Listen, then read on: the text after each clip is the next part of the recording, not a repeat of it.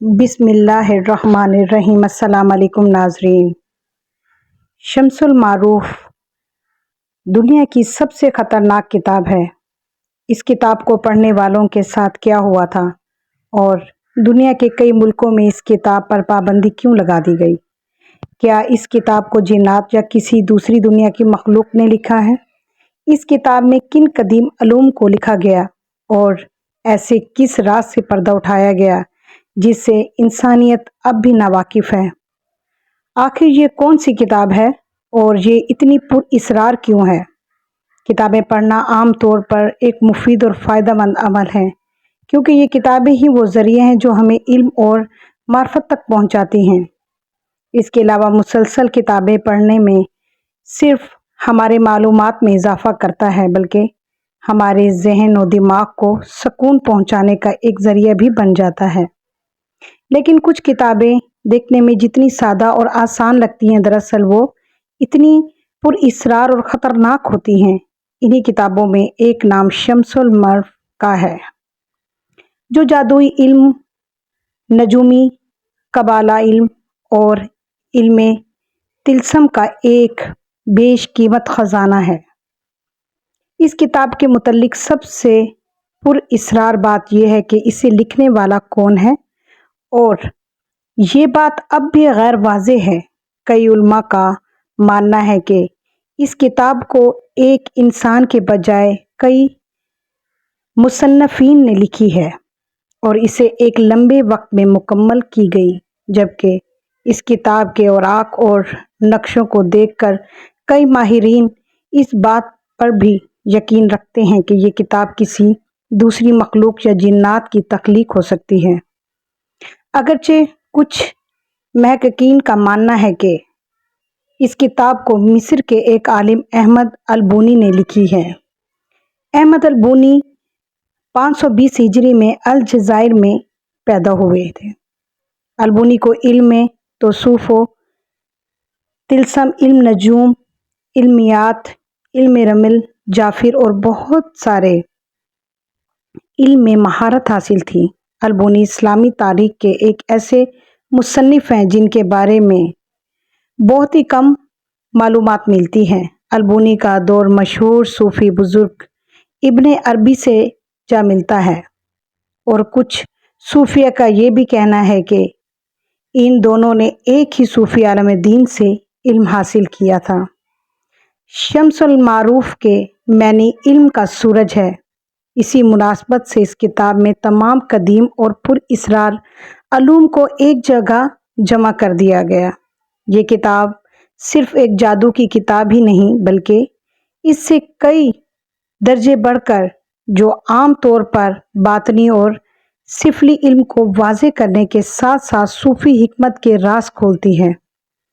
اس کتاب کے مقدمے اور ابتدائی ورقوں میں پڑھنے والوں کے لیے البونی نے کچھ وارننگز اور اہم ہدایات لکھی ہیں، جس میں اس کتاب میں موجود علم اور اس کی طاقت کو بیان کر دیا گیا ہے۔ البونی لکھتے ہیں کہ اس کتاب میں ان لوگوں کے لیے جادوئی طاقت موجود ہے جو اسے صحیح طرح سے استعمال کریں گے، لیکن ساتھ ہی مصنف آگاہ کرتا ہے کہ اس کتاب کا استعمال صرف اچھے کاموں کے لیے ہی کیا جائے، جس میں علوم نجوم، علم فلکیات، تعویذ، طلاسم اور کچھ وظائف کے الگ الگ باب موجود ہیں۔ جیسے جیسے کتاب آگے پڑھتے جائیں گے، پڑھنے والے کو مزید جادوئی علوم کے متعلق بتایا جائے گا، مثلاً روحوں اور فرشتوں کو کیسے بلایا جائے اور فال اور پیشن گوئیوں کے لیے اس کتاب کو کیسے استعمال میں لیا جائے۔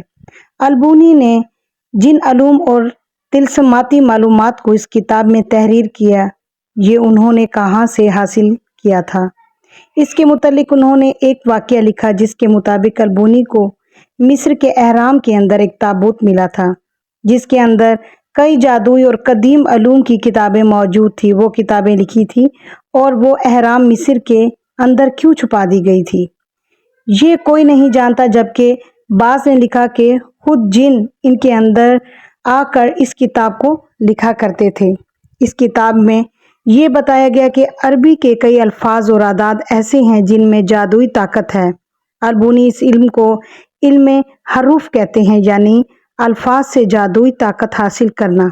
इस किताब में वो तमाम चीज़ें मौजूद हैं जिनका ताल्लुक जादू से है, ख्वाह वो किसी दुश्मन को तबाह करना हो या फिर किसी की मोहब्बत पानी हो, किसी बीमार से शफा चाहता हो, फिर मालो दौलत हासिल करना हो। ये तमाम चीज़ें इस किताब में बाकायदा ख़ास तरीक़ों से सिखाई गई हैं। इस किताब के एक ख़ास हिस्से में जिन्नात के नाम भी बताए गए हैं। साथ ही ये भी बताया गया कि वो कैसे रहते हैं और अगर इंसान को जिन से शादी करनी हो तो इसका तरीक़ेकार क्या है। अगर किसी जिन पर काबू पाना हो तो वो कैसे पाया जा सकता है। ये सब कुछ इस किताब में मौजूद है। अलबानी मज़ीद लिखते हैं कि इस किताब में लिखे गए अलूम का इस्तेमाल सिर्फ माहिरीन सूफिया और रूहानी इल्म को ही करना चाहिए और ये आम लोगों के लिए बिल्कुल भी नहीं है, क्योंकि इन अमलियात में जान का ख़तरा भी लाहक हो सकता है। शम्सुल मारूफ के मुतल्लिक ये मशहूर था कि जो शख्स भी इस किताब को पढ़ने की कोशिश करता या तो वो पागल हो जाता या फिर जिन्नात उस पर हावी हो जाते, क्योंकि इस किताब के ज़रिए जिन्नात को काबू में लाया जा सकता था। इसलिए जिन्नात इस किताब की हिफाजत किया करते थे ताकि कोई इसे पढ़ ना सके। बाज़ लोग का कहना है कि जब भी वो इस किताब को खोलकर पढ़ने की कोशिश करते हैं तो एक खौफनाक होला ज़ाहिर होता है जिसे देखकर पढ़ने वाला बेहोश हो जाता है।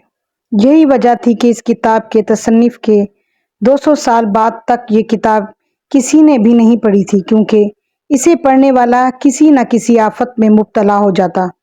कई अरसे तक ये किताब सिर्फ एक नुस्खे पर लिखा रहा जिसे हरन के खून से एक खाल पर लिखा गया था, लेकिन अलबूनी की मौत के बाद ये किताब पुरअसरार तौर पर कहीं गायब हो गई और फिर ये किसी को ना मिल सकी।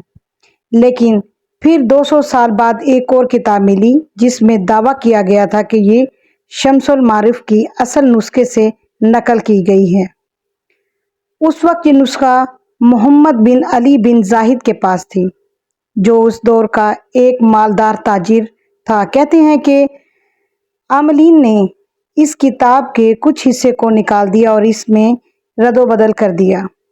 दरअसल उन्होंने इस किताब के इन हिस्सों को निकाला था जिसे पढ़ने से जिन्नात लोगों पर हावी हो जाया करते थे और फिर इस किताब के कई नुस्खे बना दिए गए। लिहाजा आज भी बाज़ारों में दस्तयाब शम्सुल मारूफ नामी इस किताब में बड़ी हद तक तब्दीली आ चुकी है और ये किताब वो किताब नहीं जिसे अलबूनी ने लिखी थी, लेकिन अब भी इस किताब में मौजूद तिलस्माती और काले अलूम की वजह से कोई आम शख्स इस किताब को पूरी तरह नहीं समझ सकता और इसकी कोशिश करने वाले पागलपन या मिर्गी या जुनून के शिकार हो जाया करते हैं। वजह यह है कि आज सऊदी अरब और दुनिया के कई मुल्कों और इलाकों में इस किताब पर पाबंदी लगा दी गई है। बहुत सारे उलमा अलबूनी और इसकी इस तसन्नीफ को पूरी तरह से गैर इस्लामी और कुफ्र करार देते हैं। इसकी एक वजह यह है कि शम्सुल मारूफ में यहूदी कबाला, जादुई मसीही, बातनी जादू और सुलेमानी जादू के नक्श और अमलियात मिलते हैं। इल्म को कई लोगों ने हासिल करने की कोशिश की और इस किताब में मौजूद अमलियात पर महारत हासिल करने के लिए इन तमाम लोगों के साथ अजीबो गरीब हादसात पेश आए, जिसकी एक मिसाल अल हुसैन फल्की है। अल फल्की मिस्र का एक मशहूर मैजिशियन और इल्म नजूम का माहिर है। कहा जाता है कि अल हुसैन अल फल्की के पास शम्सुल मारूफ का वो गुमशुदा हिस्सा था और इसी हिस्से को पढ़कर जादू करने में कमाल रखता था। लेकिन जब 2003 में अल फल्की की अचानक मौत हुई तो पोस्टमार्टम के बाद पता चला कि अल फल्की की बॉडी को बुरी तरह से तकलीफ दी गई थी और इसकी जिस्म के अंदरूनी हिस्से टूट फूट का शिकार हो चुके थे कि उसकी मौत किसी जिन के हाथों से हुई थी, क्योंकि कामयाबी ना मिलने पर जिन इंसान को ही मार डालता है और फल्की के साथ भी यही हुआ था। शम्सुल मारूफ में मौजूद अमलियात और قبالہ جادو نہایت ہی خطرناک اور برا عمل ہے جس سے بچنا اور دور رہنا ہی بہتر ہے۔ یہ کتاب شاید دنیا کی سب سے پر اسرار کتاب ہے جس میں موجود عملیات کا چھپا رہنا ہی انسانیت کے لیے بہتر سے بہترین ہے۔